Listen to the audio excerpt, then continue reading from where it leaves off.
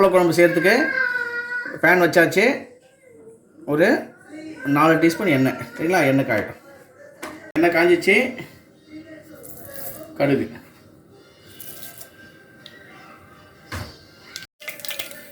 கடுகு லைட்டாக பொரிஞ்சிச்சு.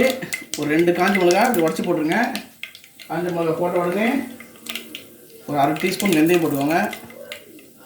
அப்புறம் ஒரு 5 பல்லு பூண்டு. சரிங்களா? போட்டு லைட்டாக ஒரு மிக்ஸ் கொடுத்துருவாங்க. பூண்டு லைட்டாக வதங்கிச்சு. இந்த ஸ்டேஜில் ஒரு 3 அப்பளம் பாருங்கள், இந்த சின்ன அப்பளம் இருக்குல்ல 3, அது நல்லா உடச்சி வச்சுருக்கேன், அதையும் போட்டுக்கோங்க. போட்டு அந்த அப்பளம், அந்த பூண்டு, அந்த இது நல்லா மிக்ஸ் ஆகணும். அந்த அப்பளத்தோட ஃப்ளேவர் வந்து அந்த எண்ணெயில் இறங்கணும். அப்போ தான் அந்த குழம்புக்கு அந்த அப்பளத்தோட ஃப்ளேவர் வந்து அந்த குழம்புல இறங்கும். சரிங்களா? இப்போ அந்த எண்ணெயில் நல்லா ஒரு நாளாக வதக்கிக்கோங்க.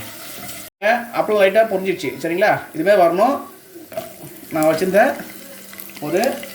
ஒரு சின்ன வெங்காயம், அதாவது சின்ன சைஸ் வெங்காயம் இதுமாரி பொடிப்படியாக கட் பண்ணியிருக்கேன், அது போட்டு நல்லா வதக்குவோம்.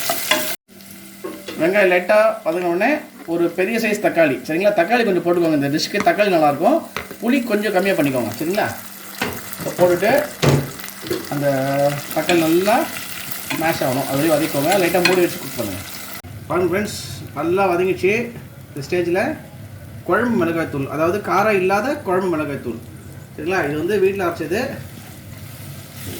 இது போட்டுக்கோங்க. ஒரு 1.5 டீஸ்பூன் போட்டுங்க. நல்லா திக்னஸ் வரும். காரமும் கம்மியாக இருக்கும், திக்னஸும் நல்லா வரும். ஒரு சூப்பர் ஃப்ளேவர் ஒன்று கிடைக்கும் குழம்பு. பாருங்க, நல்லா அந்த எண்ணெயில் வதங்கிடுச்சு. நல்ல ஒரு கலர் வந்துச்சு. இந்த ஸ்டேஜில் ஒரு சின்ன லெமன் சைஸ் புளி. சரிங்களா? அது வந்து நல்லா ஓரளவுக்கு திக்காக கரைச்சிருக்கேன். அதை அப்படியே ஊற்றிக்கலாம். சரிங்களா? இது வந்து குழம்பு வந்து ஒரு 2லேருந்து 3 பேர் சாப்பிட்லாம், அந்தளவுக்கு நான் வச்சுருக்கேன். போட்டுட்டு நல்லா மிக்ஸ் கொடுங்க. திக்னஸ் பார்த்துக்கோங்க. நான் கொஞ்சம் தண்ணி தேவைப்படுது, நான் கொஞ்சம் தண்ணி ஊற்றிட்டேன். சரிங்களா?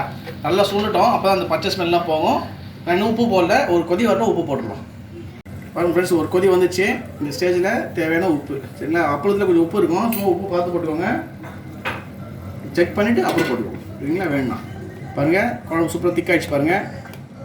நான் இப்போ வந்து அடுப்பை சிம் பண்ணிட்டேன். இன்னும் ஒரு ஜஸ்ட் 2 மினிட்ஸ் அப்படியே இருக்கட்டும். அப்புறம் என்ன பண்ணலாம், லைட்டாக மிளகுத்தூள் போட்டு இறக்கிடுவோம். சரியா?